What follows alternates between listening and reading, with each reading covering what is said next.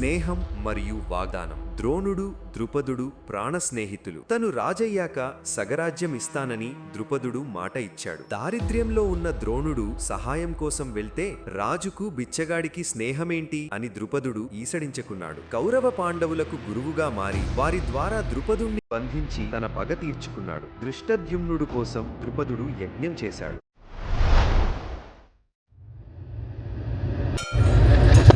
భరద్వాజ మహర్షి కుమారుడైన ద్రోణుడు, పాంచాల రాజకుమారుడైన ద్రుపదుడు ఒకే ఆశ్రమంలో కలిసి విద్యనభ్యసిస్తారు. ఆ సమయంలో వారిద్దరూ ప్రాణ స్నేహితులు. నేను రాజునయ్యాక నా రాజ్యంలో సగభాగాన్ని నీకు ఇస్తాను అని ద్రుపదుడు అమాయకత్వంతో, స్నేహంతో ద్రోణుడికి మాట ఇస్తాడు. ద్రోణుడు కృతిని వివాహం చేసుకుంటాడు. వారికి అశ్వత్థామ జన్మిస్తాడు. ద్రోణుడు గొప్ప గురుకాడైనప్పటికీ సంపాదనపై ధ్యాస లేకపోవడంతో తీవ్ర పేదరికంలో ఉంటాడు. కనీసం కొడుకు పాలు తాగడానికి కూడా డబ్బులు లేని స్థితిని చూసి ద్రోణుడు చలిస్తాడు. సంపద కోసం ద్రోణుడు పరశురాముడి వద్దకు వెళ్తాడు. కానీ అప్పటికే పరశురాముడు తన ఆస్తినంతా దానం చేసి అడవులకు వెళ్లడానికి సిద్ధంగా ఉంటాడు. ద్రోణుడి అభ్యర్థన మేరకు పరశురాముడు తన వద్ద ఉన్న అస్త్రశస్త్ర విద్యలన్నింటినీ ద్రోణుడికి ధారపోస్తాడు. దీనితో ద్రోణుడు తిరుగులేని మహావీరుడవుతాడు. తన చిన్ననాటి స్నేహితుడు ద్రుపదుడు ఇప్పుడు పాంచాల దేశానికి రాజు అయ్యాడని తెలుసుకున్న ద్రోణుడు సహాయం కోసం ఆయన వద్దకు వెళ్తాడు. విక్రమ, నేను నీ స్నేహితుణ్ణి వచ్చాను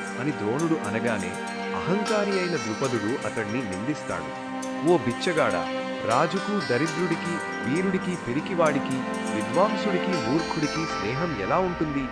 స్నేహం సమాన హోదా ఉన్న వారి మధ్య ఉంటుంది అని అవమానించి బయటకు పంపిస్తాడు. అవమానంతో రగిలిపోతూ ద్రోణుడు హస్తినాపురం చేరుకుంటాడు. అక్కడ కౌరవ పాండవ రాకుమారులు ఆడుకుంటుండగా వారి మంత్రి మరియు ధర్మరాజు ఉంగరం బావిలో పడిపోతాయి. వారు తీయలేక ఇబ్బంది పడుతుంటే ద్రోణుడు నవ్వుతూ ముందుకు వస్తాడు. ఒక గడ్డి పూజకు మంత్రం వేసి దానిని బావిలోకి విసురుతాడు. మంత్రిని బయటకు తీస్తాడు. తరువాత బాణంతో ఉంగరాన్ని కూడా తీసిస్తాడు. పిల్లల ద్వారా ఈ విషయం తెలుసుకున్న భీష్ముడు ఆయన ద్రోణుడే అని గుర్తించి గౌరవంగా ఆహ్వానిస్తాడు. కౌరవ పాండవులకు ఆచార్యునిగా నియమిస్తాడు. రాకుమారులందరూ ద్రోణుడి వద్ద అస్త్రవిద్యలో ఆరితేరుతారు. విద్య పూర్తయ్యాక ద్రోణుడు తన శిష్యులను సుదర్శన కోరుతాడు. ద్రుపదుణ్ణి బంధించి నా ముందుకు తీసుకురండి. మొదట దుర్యోధన కర్ణుడు వెళ్లి యుద్ధం చేస్తాడు. అప్పుడు అర్జునుడు వెళ్లి ద్రుపదుణ్ణి ఓడించి బంధించి ద్రోణుడి పాదాల చెంత పడేస్తాడు. ద్రోణుడు నవ్వుతూ ద్రుపదుడితో ఇలా అంటాడు, ఇప్పుడు నీ రాజ్యం నా వశమైంది.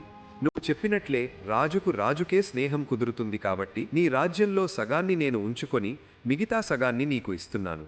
ఇప్పుడు మనిద్దరం సమాన హోదాగల రాజులం, స్నేహితులం. ద్రోణుడు తన పగ తీర్చుకొని ద్రుపదుణ్ణి వదిలేస్తాడు. పరాభవం పొందిన ద్రుపదుడు ద్రోణుడిపై పగ పెంచుకుంటాడు. ద్రోణుణ్ణి చంపగల కొడుకు కోసం, అర్జునుణ్ణి పెళ్లాడే కుమార్తె కోసం యజ్ఞం చేస్తాడు. ఆ యజ్ఞగుండం నుంచి దృష్టద్యుమ్నుడు, ద్రౌపది జన్మిస్తారు. చివరికి కురుక్షేత్ర యుద్ధంలో ద్రోణుడు కౌరవుల తరఫున సేనాధిపతిగా పోరాడుతాడు. ద్రుపదుడి కుమారుడైన దృష్టద్యుమ్నుడు ద్రోణుడు ఆయుధం త్యజించిన సమయంలో ఆయనను వధిస్తాడు. ఇలా ఆశ్రమంలో మొదలైన ఒక చిన్న స్నేహం చివరకు ఒక వంశం నాశనానికి మరియు ఒక మహాయుద్ధానికి దారితీసింది.